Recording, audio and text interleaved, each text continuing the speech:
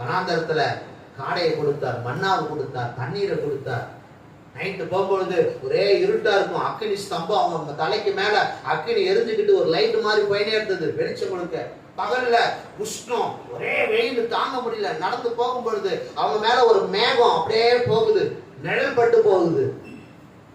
எந்த அளவுக்கு ஆண்டவர் அவங்கள பாதுகாக்க முடியுமோ அந்த அளவுக்கு அவங்கள பாதுகாத்து கொண்டே போகிறார். செங்கடலை பிளந்தார், யோர்தானை பிளந்தார். எத்தனை அற்புதம், எத்தனை அதிசயம், எத்தனை அதிசயமான காரியங்களை தேவன் செய்தார். வாக்கு தத்தத்தை கொடுத்தார், என்னென்னவோ ஆண்டவர் செய்தார். ஆனா ஆண்டவரை ஜனங்க நியாயமா என்று செயல்படுத்தாதபடி அவர் மேல வெறுப்பாகும், அவர் மேல முறுமுறுத்தார்கள். அவங்க சொன்னாங்க, நாங்க எகிப்து தேசத்துல இருந்தா நாங்க அப்படி இருந்தோம், நாங்க இப்படி இருந்தோம், நாங்க அப்படி செஞ்சோம். என்ன செஞ்சாங்க? ஒண்ணும் இல்லை. எந்நேரமும் வேலை செய்து குடும்பத்தை